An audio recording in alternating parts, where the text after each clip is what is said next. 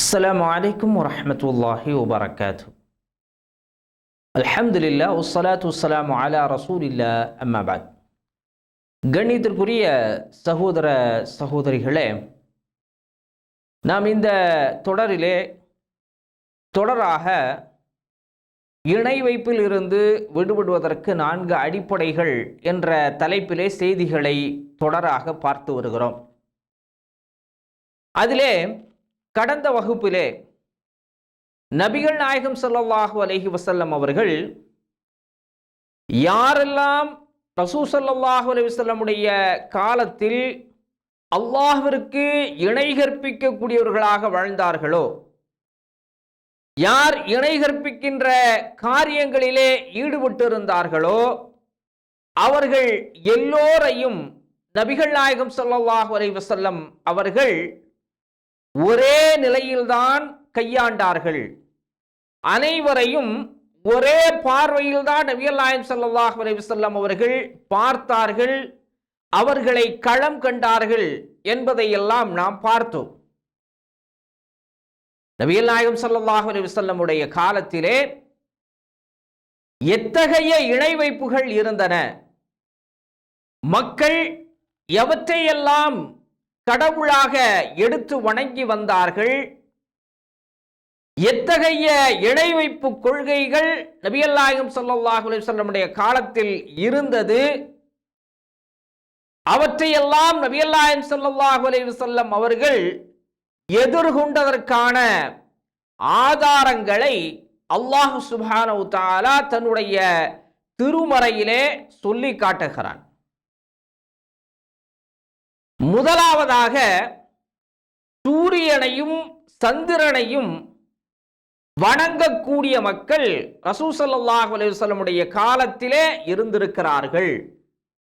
அத்தகைய ஒரு இணை வைப்பு அந்த மக்களுக்கு மத்தியிலே இருந்திருக்கிறது.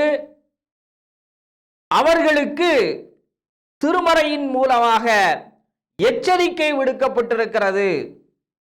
அவர்களை நபிகள் நாயகம் ஸல்லல்லாஹு அலைஹி வஸல்லம் அவர்கள் இந்த தூய இஸ்லாமிய மார்க்கத்தின்பால் அழைப்பு விடுத்திருக்கிறார்கள்.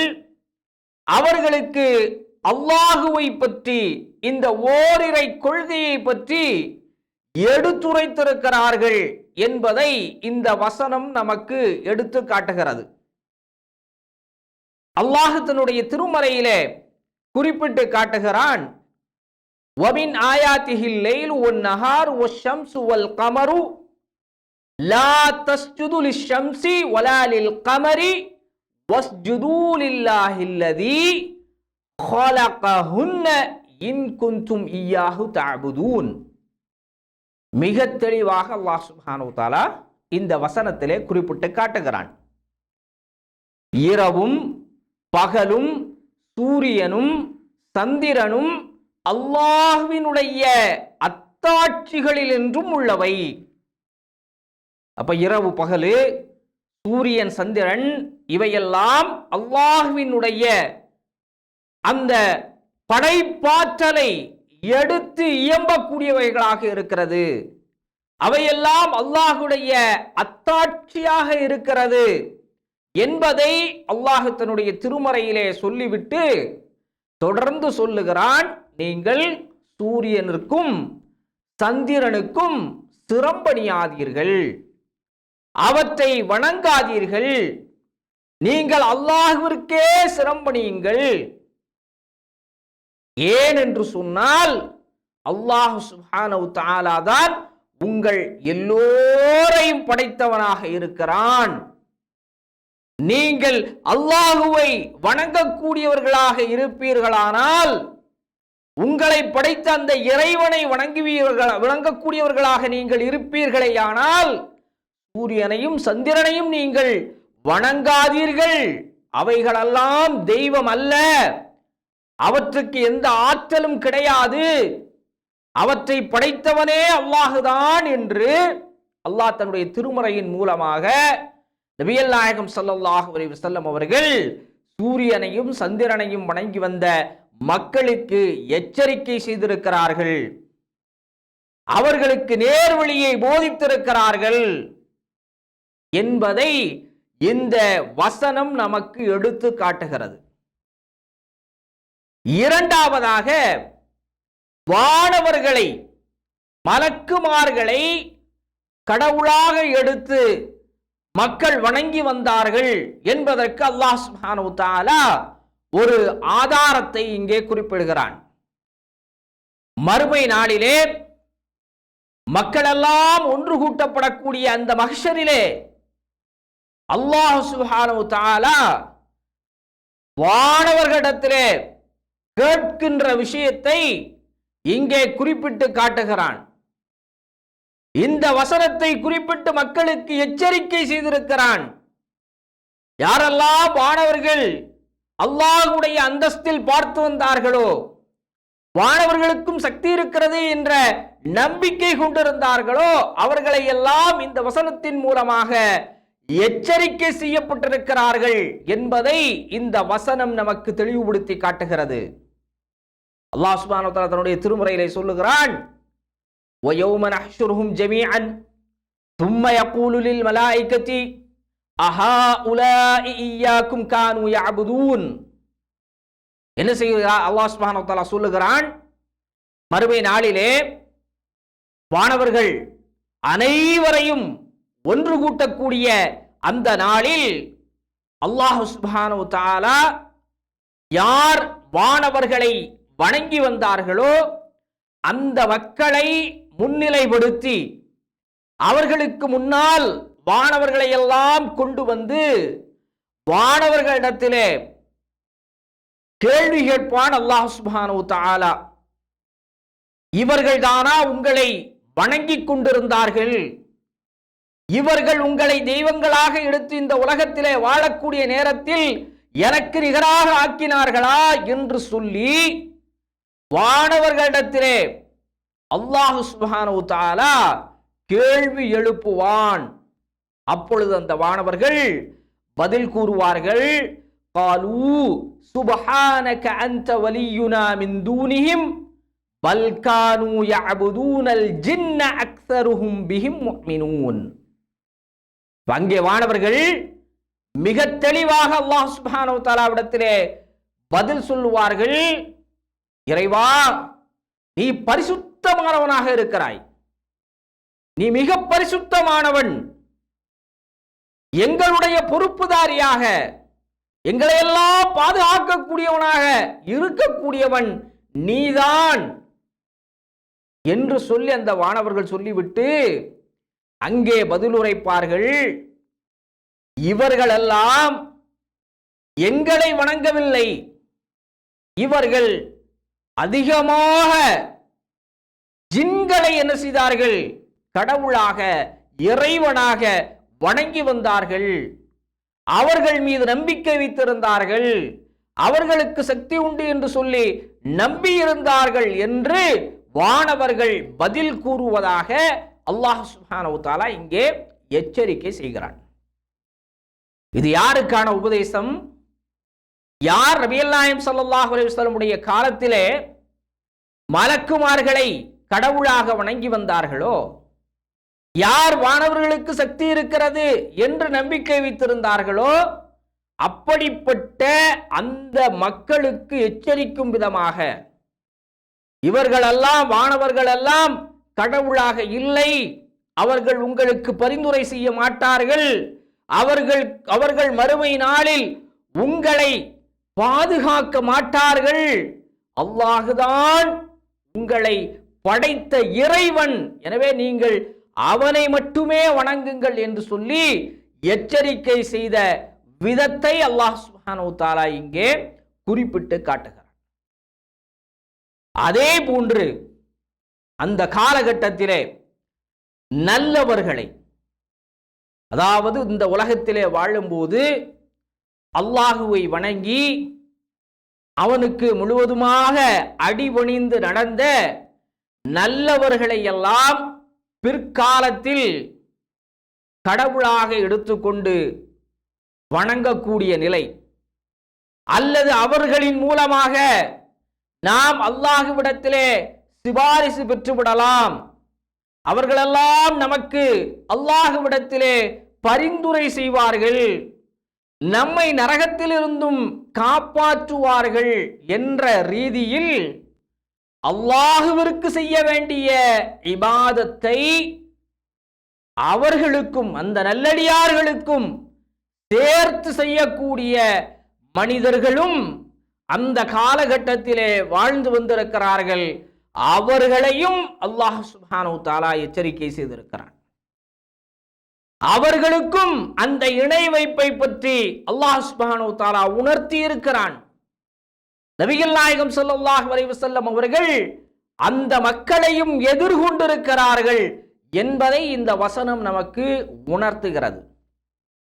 அல்லாஹ் தன்னுடைய திருமறையிலே சொல்லுகிறான், قُلِ ادْعُوا الَّذِينَ زَعَمْتُم مِّن دُونِهِ فَلَا يَمْلِكُونَ كَشْفَ الضُّرِّ عَنكُمْ وَلَا تَحْوِيلًا أُولَئِكَ الَّذِينَ يَدْعُونَ يَبْتَغُونَ إِلَى رَبِّهِمُ الْوَسِيلَةَ أَيُّهُمْ أَقْرَبُ وَيَرْجُونَ رَحْمَتَهُ وَيَخَافُونَ عَذَابَهُ إِنَّ عَذَابَ رَبِّكَ كَانَ مَحْذُورًا என்று சொல்லி அல்லாஹ் சுப்ஹானஹு வ தஆலா தன்னுடைய திருமறையிலே சொல்லி காட்டுகிறான்.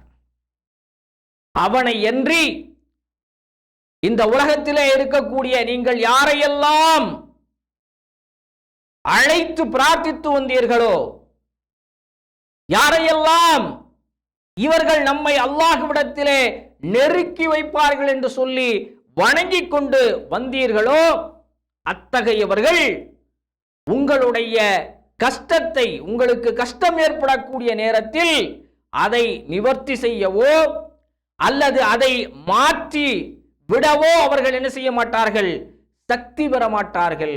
அதை நீக்குவதற்கு அவர்களால் எந்த நிலையிலும் உங்களுக்கு உதவி செய்ய அவர்களுக்கு இயலாது என்பதை அல்லாஹ் சுப்ஹானஹு வ தஆலா சொல்லுகிறான். தொடர்ந்து சொல்லுகிறான், இவர்கள் யாரை பிரார்த்தித்து அழைத்து கொண்டிருக்கிறார்களோ, ஏன் அவர்களிலே அல்லாஹ்விற்கு மிக நெருக்கமானவர்களான அவுலியாக்களாக இருந்தாலும், அல்லாஹ்வுக்கே ரொம்ப நெருக்கமாக இருக்கக்கூடியவர்களாக இருந்தாலும், அவர்களும் அல்லாஹ்விடத்தில் என்ன செய்து கொண்டிருக்கிறார்கள், அவர்களுடைய பாவங்களை அல்லாஹ் சுப்ஹானஹு வ தஆலா மன்னிக்க வேண்டும் என்பதற்காகவும், அல்லாஹ்வுடைய அந்த தண்டனைக்கு பயந்து அஞ்சு நடுங்கிக் கொண்டு அவர்களே என்ன செய்து கொண்டிருக்கிறார்கள், அல்லாஹ்விடத்திலே உதவி தேடி கொண்டிருக்கிறார்கள். அத்தகைய மனிதர்களிடத்திலா நீங்கள் சென்று உதவி தேடுகிறீர்கள் என்று சொல்லி அல்லாஹ் சுப்ஹானஹு வ தஆலா இந்த வசனத்தின் மூலமாக எச்சரிக்கை செய்கிறான். அப்ப இப்படிப்பட்ட மக்களும் நபிகள் நாயகம் ஸல்லல்லாஹு அலைஹி வஸல்லம் உடைய காலத்திலே வாழ்ந்திருக்கிறார்கள். இதுவும் இணை கற்பித்தல் தான், அல்லாஹ்விற்கு இணை கற்பிக்கின்ற காரியம்தான் என்பதை இங்கே அல்லாஹ் தன்னுடைய வசனத்தின் மூலமாக நிறுவுகிறான். இவ்வாறாக அந்த மக்கள் யாரையெல்லாம் நல்லவர்களாக அல்லாஹ்விடத்திலே நம்மை நெருக்கி வைப்பார்கள், அல்லாஹ்விற்கு இவர்கள் மிகவும் நெருக்கமானவர்கள், இவர்களிடத்திலே நாம் நம்முடைய பிரார்த்தனைகளை செய்தால், இவர்களிடத்திலே உதவிகள் கேட்டால் இவர்கள் அல்லாஹ்விடத்திலே நம்மை கொண்டு சேர்ப்பார்கள் என்ற நம்பிக்கை கொண்ட அந்த கொள்கையையும் அல்லாஹ் சுப்ஹானஹு வ தஆலா இணை கற்பித்தல் என்று சொல்லுகிறான். அல்லாஹ்விற்கு இணை கற்பிக்கின்ற மாபெரும் ஷிர்க் என்று சொல்லி அல்லாஹ் சுப்ஹானஹு வ தஆலா இங்கே வன்மையாக கண்டிக்கிறான். அடுத்ததாக அல்லாஹ் சுப்ஹானஹு வ தஆலா சொல்லக்கூடிய விஷயம், கற்களையும் மரங்களையும் அந்த காலத்திலே இருந்த மக்கள் கடவுளாக எடுத்து வந்திருக்கிறார்கள், அவற்றின் மீது நம்பிக்கை வைத்திருந்திருக்கிறார்கள் என்பதை அல்லாஹ் சுப்ஹானஹு வ தஆலா தன்னுடைய வசனத்தின் மூலமாக உணர்த்துகிறான். அஃபரஐதுமுல் லாத்த வ உஸ்ஸா வ மனாத்த ஸாலிஸத்துல் உக்ரா. அல்லாஹ் சுப்ஹானஹு வ தஆலா சொல்லுகிறான், லாத்தையும் உஸ்ஸாவையும் நீங்கள் பார்க்கவில்லையா, மூன்றாவதாக நீங்கள் வைத்திருக்கக்கூடிய மனாத்தை நீங்கள் பார்க்கவில்லையா? அப்ப இவைகளெல்லாம் கற்களாக வடிக்கப்பட்டு சிலைகளாக வடிக்கப்பட்டு வைக்கப்பட்டிருந்தவை. எங்கு வைக்கப்பட்டிருந்தன? கஅபாவிலே, அல்லாஹ்வினுடைய இறை இல்லத்திலே. அந்த காலத்திலே இருந்த குஃபார்கள் இவர்களை தெய்வமாக வணங்கி வந்தார்கள். இந்த லாத்து, உஸ்ஸா, மனாத் இவர்களெல்லாம் யார் என்று சொன்னால் அல்லாஹ்வினுடைய நல்லடியார்கள், அவுலியாக்களாக இருந்தவர்கள். அந்த இறை இல்லத்திலே மக்களுக்கு நன்மை செய்து கொண்டிருந்தவர்கள், ஹாஜிகளை வரவேற்று சிறப்பித்தவர்கள். இவர்களை எல்லாம் பிற்காலத்திலே சிலைகளாக வடித்து இவர்களிடத்திலே நாம் மண்டியிட்டோம் என்று சொன்னால், இவர்களிடத்திலே நம்முடைய தேவைகளை சொன்னோம் என்று சொன்னால், இவர்கள் நம்மை அல்லாஹ்விடத்திலே நெருக்கி வைப்பார்கள். நம்முடைய பாவங்களை அல்லாஹ்விடத்திலே சொல்லி அவர்கள் நம்மை அல்லாஹ்விடத்திலிருந்து காப்பாற்றுவார்கள் என்று அல்லாஹுவோடு சேர்த்து. இதில் முக்கியமாக கவனிக்கப்பட வேண்டிய விஷயம் என்னவென்று சொன்னால், அல்லாஹுவையும் அவர்கள் நம்பிக்கை கொண்டிருந்தார்கள், அல்லாஹுவையும் வணங்கி வந்தார்கள். அதோடு சேர்த்து இவைகளையும் வணங்கி வந்தவர்கள் அவர்களிடத்திலே கேட்கக்கூடிய நேரத்திலே சொன்ன வார்த்தை என்ன? இவர்களெல்லாம் எங்களை அல்லாஹ்விடத்திலே நெருக்கி வைப்பார்கள், அல்லாஹ்விடத்தில் கொண்டு போய் சேர்த்து வைப்பாங்க. மறுமை நாளில் எங்களை அல்லாஹ்விடத்தில் இருந்து, அல்லாஹுடைய வேதனையில் இருந்து இவர்கள் என்ன செய்து விடுவார்கள்? எங்களை காப்பாற்றி விடுவார்கள் என்று நம்பிக்கை கொண்டிருந்த அந்த நம்பிக்கையை தான் அல்லாஹ் சுப்ஹானஹு வ தஆலா, இது அல்லாஹ்விற்கு இணை கற்பிக்கின்ற செயல், இது நரகத்திலே கொண்டு சேர்க்கின்ற செயல், இதை நீங்கள் வணங்குவதை விட்டுவிட்டு அல்லாஹ்வை மட்டுமே நீங்கள் வணங்குங்கள் என்று சொல்லி வசனத்தின் மூலமாக எச்சரிக்கை செய்கிறான். அதே போன்று நபிகள் நாயகம் ஸல்லல்லாஹு அலைஹி வஸல்லம் உடைய காலத்திலே ஒரு சம்பவம் நடைபெறுகிறது. இதனை அபி வாக்கித் என்று சொல்லக்கூடிய நபித்தோழர் அறிவிக்கிறார்கள். ஹுனைன் யுத்தத்தின் போது நபிகள் நாயகம் ஸல்லல்லாஹு அலைஹி வஸல்லம் அவர்களோடு சஹாபாக்கள் எல்லாம் புறப்பட்டு செல்லுகிறார்கள். அப்ப இந்த காலகட்டத்தில் அவர்கள் எப்படி இருந்தார்கள் என்று சொன்னால், புதிதாக இஸ்லாத்தை தழுவிய நபர்கள். அப்பதான் அந்த இணை வைப்பு கொள்கையிலே இருந்து விடுபட்டு புதிதாக இஸ்லாத்திற்கு வந்திருக்கிறார்கள். அவ்வாறு சென்று கொண்டிருக்கக்கூடிய நேரத்தில் ஒரு இடத்திலே ஒரு இலந்தை மரத்தை அவர்கள் பார்க்கிறார்கள். அதையும் சொல்றாங்க, இப்போ மரர்னா பி சிதறத்தின், நாங்கள் ஒரு இலந்தை மரத்தை பார்த்தோம்.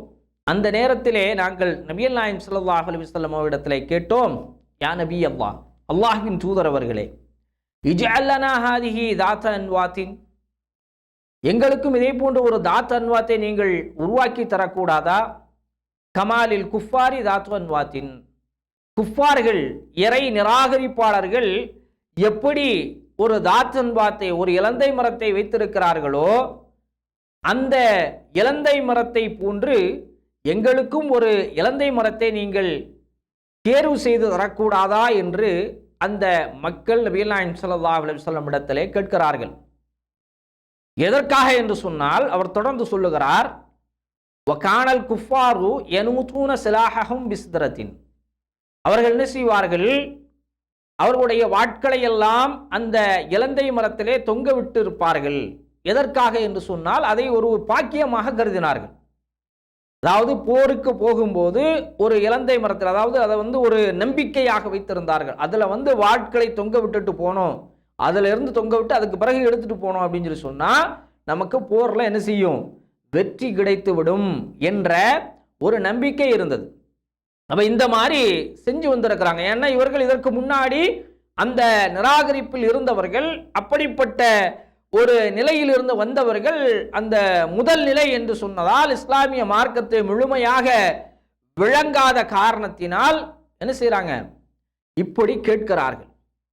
உடனே நபிகள் நாயகம் ஸல்லல்லாஹு அலைஹி வஸல்லம் சொல்லுகிறார்கள், அல்லாஹு அக்பர், அல்லாஹ் மிகப்பெரியவனாக இருக்கிறான். ஹாதா கமா காலத் பனு இஸ்ராயீல் லி மூசா, இது நீங்க கேட்கக்கூடிய இந்த விஷயம் இருக்கிறதே, இது மூசா அலைஹிஸ்ஸலாம் அவர்களிடத்திலே பனு இஸ்ரவேலர்கள் கேட்டதை போன்றல்லவா இருக்கிறது என்று சொல்லி நபிகள் நாயகம் ஸல்லல்லாஹு அலைஹி வஸல்லம் சொல்லுகிறார்கள். சொல்லிவிட்டு தொடர்ந்து சொல்லுகிறார்கள், இஜ்அல் லனா இலாஹன் கமா லஹுமுல் ஆலிஹா, அதாவது அந்த வசனத்தை சூரத்துல் ஆராஃபினுடைய 138வது வசனத்தை நபியல்லாஹி ஸல்லல்லாஹு அலைஹி வஸல்லம் ஓதி காட்டுகிறார்கள்.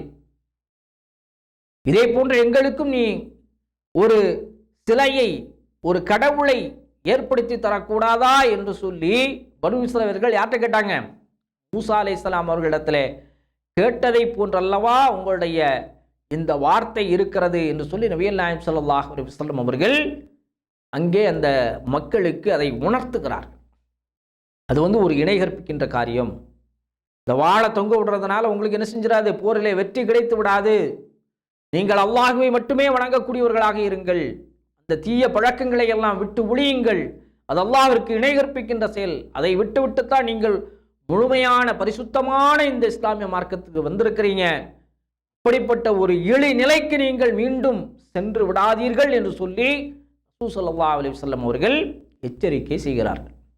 இப்படி எல்லா மட்டத்திலும் அன்றைக்கு வாழ்ந்த மக்கள் அல்லாஹ்விற்கு இணை கற்பித்து வந்திருக்கிறார்கள். அவர்களை எல்லாம் ரசூல் ஸல்லல்லாஹு அலைஹி வஸல்லம் ஒரே நிலையில்தான், அதாவது ஒரே நிலை என்னவென்று சொன்னால் இவை அனைத்துமே அல்லாஹ்விற்கு இணை கற்பிக்கின்ற காரியம்தான். இது ஒன்றிலையும் என்ன கிடையாது, சமரசம் செய்து கொள்வதற்கு ஒன்றும் இல்லை என்பதை இதன் மூலமாக நமக்கு உணர்த்துகிறார்கள். எனவே நாம் இணை வைப்பு என்பதிலே மிக தெளிவாக நாம் தெரிந்திருக்க வேண்டும். இணை வைப்பு என்றால் என்ன, தௌஹீத் என்றால் என்ன என்பதை முழுமையாக நாம் அறிந்து கொண்டோம் என்று சொன்னால் நாம் அல்லாஹ்வினுடைய தண்டனையிலிருந்தும் அதே போன்று அல்லாஹ் நமக்கு வழங்கக்கூடிய மிகப்பெரிய பாக்கியமான சுவனச்சோலையையும் நாம் பெற்றுக்கொள்ள முடியும். அதற்குரிய தௌஃபீக்கை வல்ல ரஹ்மான் நம் அனைவருக்கும் வழங்குவானாக. மீண்டும் அடுத்த வகுப்பில் சந்திப்போம். அஸ்ஸலாமு அலைக்கும் வரஹ்மத்துல்லாஹி வபரகாத்துஹு.